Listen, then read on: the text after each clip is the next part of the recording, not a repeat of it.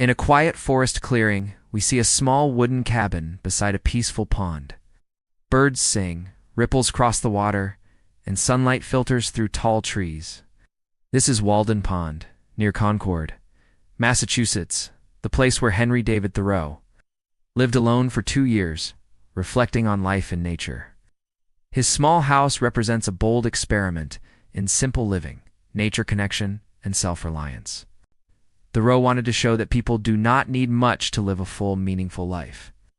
This story follows Henry David Thoreau from his childhood to his legacy that still influences us today. 1. Early life and education. Henry David Thoreau was born on July 12, 1817, in Concord, Massachusetts. His father made pencils, and his mother taught him about kindness, nature, and books. Growing up, Henry was curious and independent. He spent time reading in his room and exploring woods and streams near his home. He often wondered about life and how people should live. At 12, he started at Concord Academy, and later he went to Harvard College, where he studied literature, history, and science. Graduated in 1837, at Harvard, he sometimes felt confined by routines and rules. He admired writers like Ralph Waldo Emerson, Sir Walter Scott, and Henry Wadsworth Longfellow. After college, Thoreau tried several jobs. He taught English and Latin in Concord, but quit after 6 weeks. He did not like strict rules or punishments in schools. He also worked at his father's pencil shop, but his mind was elsewhere in books and nature. As a surveyor, he walked over fields and forests, mapping land. These walks deepened his love for nature. Little did he know, these experiences were preparing him for a great experimental life lived close to the earth. 2. Meeting. Emerson, in Discovery of Ideas in the late 1830s, Thoreau met Ralph Waldo Emerson. Emerson was a friend of his family and a leading thinker of a new group called the Transcendentalists. These thinkers believed in individual intuition, nature, and self-reliance. Emerson encouraged Thoreau to think for himself and write from his own heart. Thoreau admired Emerson's speeches and essays. Emerson believed that people could connect directly with the divine through nature and their own consciousness. Emerson once said that nature is a teacher. Thoreau took this to heart. He started to write about nature, walking and living simply. Concord, once just his town, became the place where he found his voice and purpose. Emerson's words gave him courage to step away from society's expectations and follow his own path. 3. The Walden experiment begins on July 4, 1845. Thoreau moved into a small cabin by Walden Pond, on land owned by Emerson. For 2 years, 2 months, and 2 days, he lived in this simple 2-room house. There was no electricity, running water, or stores nearby. He planted beans, chopped wood, and wrote in a journal. He wanted to live deliberately, meaning clearly, and with purpose. He aimed to suck out all the marrow of life, to experience it fully. He wrote every day. In the mornings, he walked in the woods. He listened to birds, watched the seasons change, and studied plants. His days were ruled by nature's cycles, not clocks. He valued this connection deeply. He also watched visitors, curious people, friends or farmers passing by. Some talked to him, others left him alone. In the evenings, he read books and wrote notes by a lantern's light. He kept records of his expenses, $28.12 for living costs over 2 years, plus tools and supplies. He showed living well did not need much money. In Walden, or Life in the Woods, published in 1854, he wrote about this experiment. He called it his philosophy and practice of simple living. He wanted to teach that people should not chase endless wealth, possessions, or empty routines. Instead, they should live simply and mindfully, paying attention to nature and themselves. Themes from Walden. Thoreau explored many themes in his book. He wrote about economy, sharing how little money he needed. This showed that material wealth does not bring true happiness. Also discussed simplicity, urging people to reduce clutter in life. His message was to free the mind and spirit by removing distractions. Another theme is nature. Thoreau believed nature was alive, wise, and healing. He said that in nature we return to reason and faith. By observing a pond, a cloud, or a plant, we learn deeper truths about life. He wrote about solitude, being alone without feeling lonely. He said solitude brought clarity and peace. His cabin faced Walden Pond so he could watch reflections in the water, a mirror to his own soul.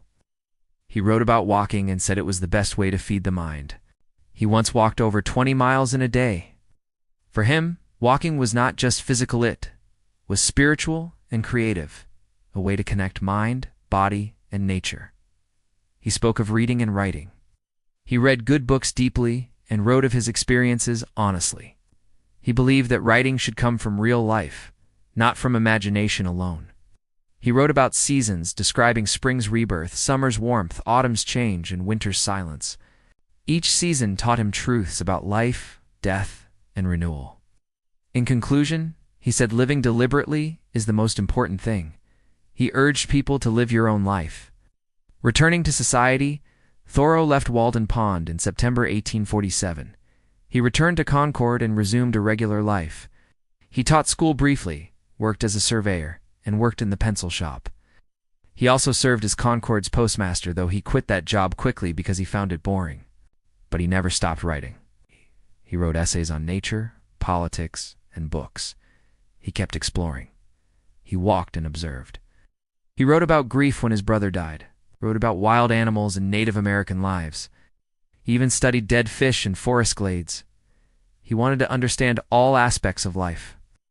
He also took long walks through the woods and countryside of New England. Some lasted 20 miles. In these walks, he felt free and creative. He wrote letters to friends, including Emerson, kept a journal full of notes on weather, plants, and events. Civil disobedience, conscience over government. In the spring of 1846, Thoreau refused to pay his poll tax. He believed slavery was wrong, and America was fighting a war against Mexico. He wrote that paying taxes made him participate in these wrongs. He was arrested and spent a night in jail. He later wrote about this experience in an essay called Resistance to Civil Government. In 1849, this essay changed how people think about government and conscience.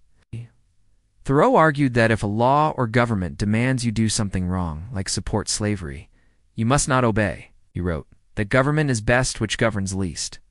He said individuals must follow their conscience, not blind laws.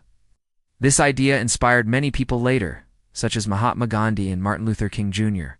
They used nonviolent resistance to fight injustice. In Civil Disobedience, Thoreau explained his jail experience. He said it was not punishment, but proof that he followed his beliefs, the essay's main idea. When governments do evil, citizens have a duty to oppose them, not follow them blindly. Doing so may lead to change. Later life travels and writings. In the 1850s, Thoreau continued walking and writing. He visited Maine, Cape Cod, and Quebec. He studied icebergs, plants, and geology.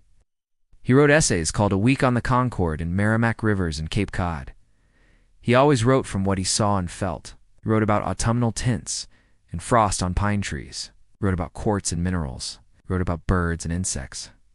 He believed that paying attention to small things helped understand big truths. He also wrote about Native Americans and spoke against how settlers treated them. He cared about all people and justice, but his life was not perfect. He had health problems.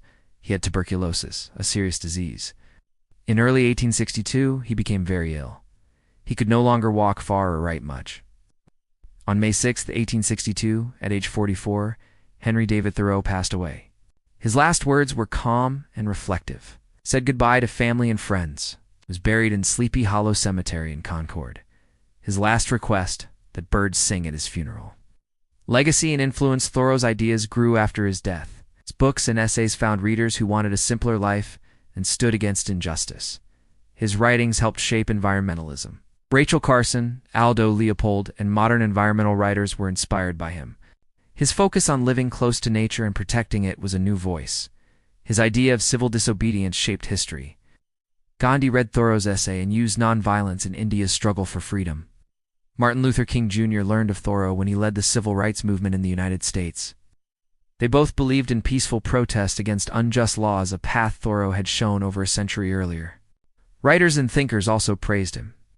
Walt Whitman, Emily Dickinson, John Muir, and Annie Dillard admired what he wrote and lived. Poets and students still read Walden and Civil Disobedience. Teachers used them in classes about literature, philosophy, ethics, and environment. Today, people build small cabins, garden, walk in nature, and spend time alone reading or thinking. Thoreau encouraged. His message lives on. Living a meaningful life requires honesty, simplicity, nature, and conscience. Modern connections in our busy digital world, Thoreau's ideas seem peaceful and radical. He taught that life is not about more things, faster living, or louder voices. It is about paying attention, caring for nature, and being true to ourselves. People use his ideas in mindfulness, slow living, minimalism, and green living. His writing asks us, do we own things or do they own us? Do we speak up when wrong is done, even if it costs comfort? Do we find time for quiet reflection and nature? Journalists, bloggers, and activists mention Thoreau's name. His words appear in speeches and books. His portrait hangs in museums and libraries. People who love nature go on pilgrimages to Walden Pond. Visitors walk where he walked, sit where he sat, and read his words by the water. Even technology users listen to walking podcasts or ordinary life vloggers. They chase the same calm, respect, and insight. Thoreau felt walking in woods. Though the times are different, his core ideas still matter. Conclusion: Henry David Thoreau was a man who lived with purpose, clarity, and conscience. He taught us to live simply, learn from nature, and obey our inner voice. He followed his beliefs even if it meant going to jail. Walden and civil disobedience remain powerful reminders of individual responsibility, creativity, and moral courage. We may not all live in cabins, but we can choose quiet walks, honest living, and speaking out against injustice. Thoreau showed that a single person can make a difference by paying attention, caring deeply, and daring to be free.